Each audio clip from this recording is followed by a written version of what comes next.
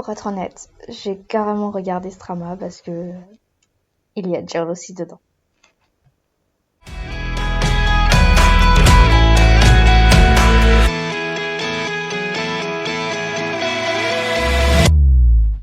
Hello tout le monde et bienvenue dans ce nouvel épisode de podcast. Aujourd'hui c'est Lia Oliansu qui vous parle et j'ai envie de vous partager un drama qui s'appelle Love's Ambition ou L'ambition de l'amour en français. Donc du coup c'est un drama qui est sorti vraiment il n'y a pas longtemps, c'est-à-dire fin septembre et ça a été fini vers mi-octobre à peu près. Je l'ai absolument pas encore fini mais je tenais juste à vous partager un petit avis de moi-même sur la partie que j'ai vue pour l'instant. Et avant d'entrer dans le vif du sujet, j'ai envie de vous parler un peu de nos acteurs principaux. On a William Chan et Zhao Lusi. Et du coup, William Chan, je l'ai découvert dans ce drama-là. Et littéralement aujourd'hui, au moment où je suis en train d'enregistrer cet épisode, j'ai découvert que William Chan a récemment eu un bébé. Du coup, félicitations à lui.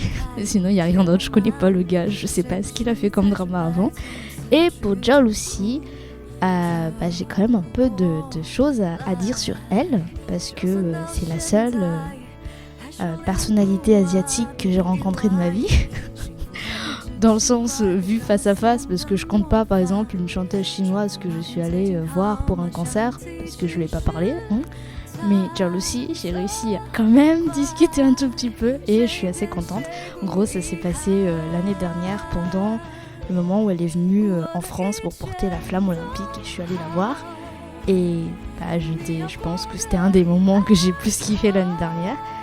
J'espère que c'était pas trop horrible pour elle parce que je suppose que son emploi du temps a été vraiment débordé. Juste après, du coup, qu'elle est venue en France, le mois d'après, normalement, ils ont commencé à tourner Love's Ambition pendant 3 mois, si j'ai bien compris. Et je pense que ça a dû être très très dur pour sa santé. D'ailleurs, quelque chose qui m'a assez choquée quand je l'ai vue, c'est que je la trouvais hyper maigre par rapport à ce que je connaissais d'elle. Parce qu'en fait, les dramas d'elle que je connaissais avant, c'était Oh My Emperor ou Hidden Love. Et dans les deux, elle a une certaine bouille qui est très mignonne. Donc je me suis dit, elle a hyper perdu du poids et c'était vrai. Voilà. Sinon, chose qui s'est passée dernièrement dans sa vie, c'est que elle a été gravement malade fin décembre 2024. Complètement fatiguée, tout ce que vous voulez. Elle a perdu énormément de poids. Elle pouvait pas se lever, elle pouvait pas parler. En vrai, c'est assez choquant comme situation. Et donc, moi personnellement, j'ai commencé Love's Ambition, clairement, juste pour la soutenir. Même si je pense que de base, le synopsis m'intéressait pas tant que ça. D'ailleurs, j'ai pas regardé le synopsis avant de regarder le drama. Ok, maintenant, revenons sur le drama. Love's Ambition raconte l'histoire d'un couple. En fait, on commence littéralement par le couple. On voit que le couple, il est genre hyper bien et tout. Ils s'aiment énormément devant tout le monde. C'est genre, waouh, ils vivent leur meilleure vie. Je sais pas, c'est tellement incroyable comme romance. Donc, on commence par ça. Et très vite, on se rend compte qu'en fait, il y a un truc qui va pas. Tout simplement parce que les deux, c'est des gros menteurs. La rôle principale a complètement créé comment on appelle ça, une fausse famille pour le mariage. Donc elle a fait croire qu'elle était une certaine certaine fille de certaines personnes qui ont de l'argent, de l'éducation, tout ce que vous voulez.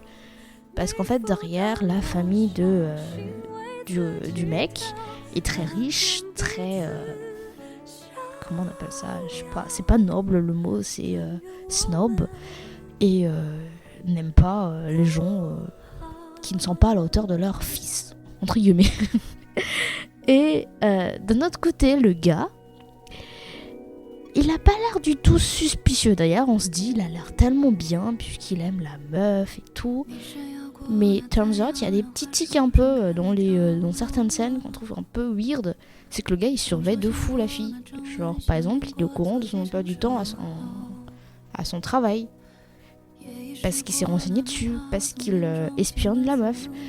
Et donc on se dit, ouais, il est pas net non plus. Et il cache en fait des choses qu'on ne découvrira que plus tard. À ce moment-là, quand on découvre qu'en fait les deux ça va pas du tout, du coup on reconstruit l'histoire. Suyan, la rôle principale, elle veut construire sa vie par ses propres efforts. Elle veut monter en compétence, elle veut monter en grade dans son travail, elle veut réussir. Mais en fait, elle se rend compte qu'elle n'y arrive pas toute seule, dans le sens où elle peut le faire parce qu'elle travaille vraiment. Mais ce qui s'est passé, c'est que la vie, c'est pas vraiment ça. C'est que même si t'as le talent, même si t'as le travail, il y a certains moments où c'est juste les relations qui sont plus importantes. Et du coup, techniquement, elle a réussi dans son travail, en fait, parce que le gars, il l'aidait derrière. Et pareil, du côté du gars, le fait qu'il a une femme extraordinaire qu'il aime et qu'il aide. D'ailleurs, du coup, il se sert de sa femme pour réussir dans certaines situations, atteindre certaines personnes, discuter de certains projets, par exemple, avec d'autres personnalités qui ont de l'influence grâce à sa femme. Donc en fait, il utilise sa femme aussi. Et quand j'ai vu ça, genre quand ce moment-là est arrivé dans le drama, j'étais en mode ces deux-là, ils sont quand même bien, ils se sont bien retrouvés. Hein. Et puis tu continues le drama et je sais pas ce qui s'est passé, mais le mec il était devenu détestable, genre juste horrible. Et donc là, au moment où je suis en train de regarder le drama, il a un peu arrêté avec ses conneries, il est devenu genre trop gentil, il aime la meuf comme pas possible et tout. Et donc c'est assez, je sais pas, le drama il est très différent d'un drama romantique typique, je trouve, parce qu'on parle beaucoup de manipulation, on parle de travail important, genre vraiment comment les relations impactent le travail. Et je trouve ça intéressant. Je pense que c'est plutôt ce côté-là qui me tient pour regarder la suite du drama, et moins la romance, parce que pour moi je comprends pas trop pourquoi ces deux-là sont pas séparés. Même si il y a beaucoup de personnes qui sont team divorce du coup dans le drama, et ouais, je suis pas forcément team divorce, mais je suis plus en mode il faudrait que les deux s'apprennent à se connaître correctement, sans mensonge, et j'espère que ça va se tourner dans ce sens-là en fait dans le drama. Et je pense que c'est aussi difficile pour l'un et l'autre de faire confiance à nouveau l'autre personne, sachant que y a eu plein de mensonges, plein de choses cachées juste avant. Voilà. Du coup voilà mon avis sur ce drama. Je vous ai plus ou moins quand même un peu raconté de quoi ça parle. Et du coup voilà ce que j'en pense. Merci d'avoir écouté jusqu'à la fin. Allez, ciao ciao.